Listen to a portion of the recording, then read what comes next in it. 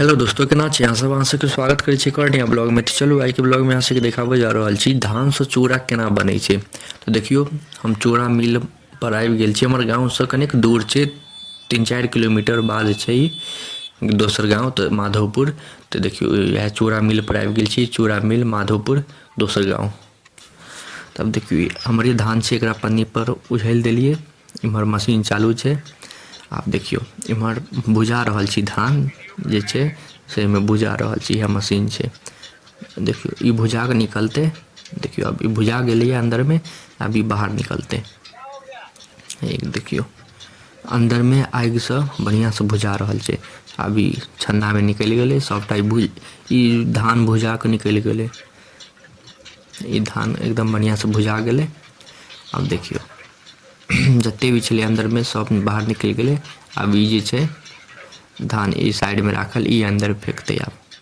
तो देखियो बर्तन के पहले ऊपर लगेते ठीक से। सब जते भी धान छलै अंदर में सबके बढ़िया से झाड़ के निकाल देलकै। अब ई धान के अंदर फेंकते, देखलिए। आ फिर एमे भर के देबे, फिर पहिलुका ई वाला निकालते आ फिर इका फेंकते। तो नहीं धान के बढ़िया से भुजै छै, के बाद चूड़ा बनै छै। तो सबसे पहले तो धान के यहाँ सब 4 दिन कम से कम बढ़िया से फुला लेब तो बढ़िया चूड़ा निकलत। देखियो फिर धान भुजा के निकल गेलै। एहन क्या घानी होइ छै। तो यहाँ सब सबसे पहले धान के बढ़िया से 4 दिन तक फुला लेब बढ़िया से कोनो बर्तन में। बर्तन के आधा धान रहत और उसके बाद पानी भर देवे पूरा पानी, और 4 दिन फूला देवे तो बढ़िया चूड़ा निकलत। 4 दिन फुलला के बाद मशीन पर लो जाकर कुटा लेब। तो देखियो सबसे पहले ना धान हैत और अथी भुजा जात, उसके बाद ई मशीन में पड़ते। तो देखियो अब एमे देखाबै छी अहाँ सबके केना चूड़ा निकले छै। देखियो देने जेते अब धान कते भयंकर से चूड़ा निकलते से देखियो अहाँ सब।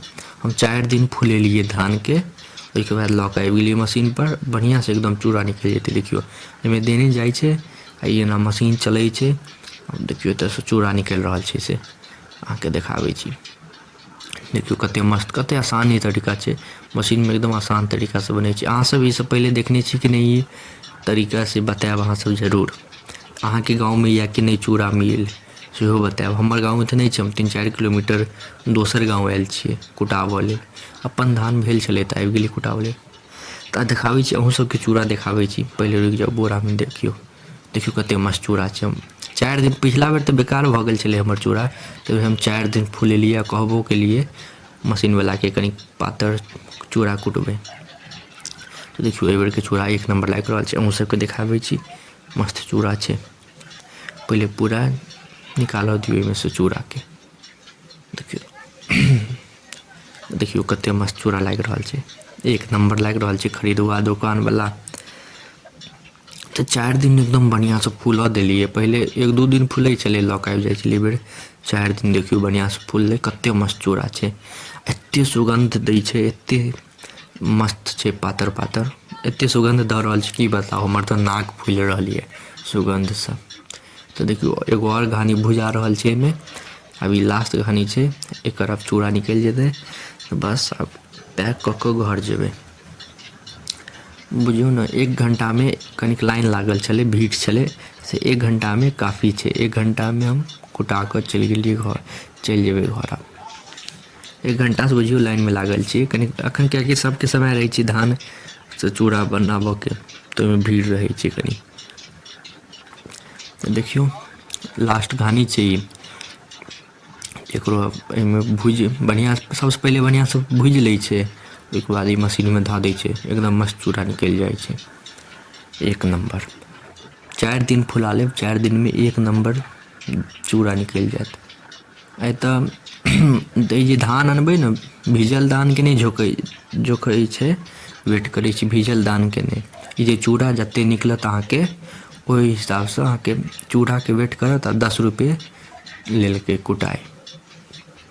तो हम 21 किलो अनने रहिए। अब देखै छी कते होइ छै, की होइ छै से। 21 किलो धान अनने रहिए। ओना तो हम सुनै छी आधा होइ छै, लेकिन आब देखै छी की होइ छै, केना होइ छै से। तो देखियो भऽ गेलै। अब तो हम पाई पेमेंट कऽ देलिए हुनका। हमारी 15.5 किलो 14 किलो भेलै, सॉरी 14.5 किलो, तो 140 रुपया दिलिए, 10 रुपये कुटल के। अब घर जा रहल छी, तो अहाँ सब बताएब अहाँ सबके केहन लागल, अहाँ सबके गाँव में ई चूड़ा कूटय वाला मशीन है कि नहीं। तो देखो के लिए अहाँ सबके धन्यवाद।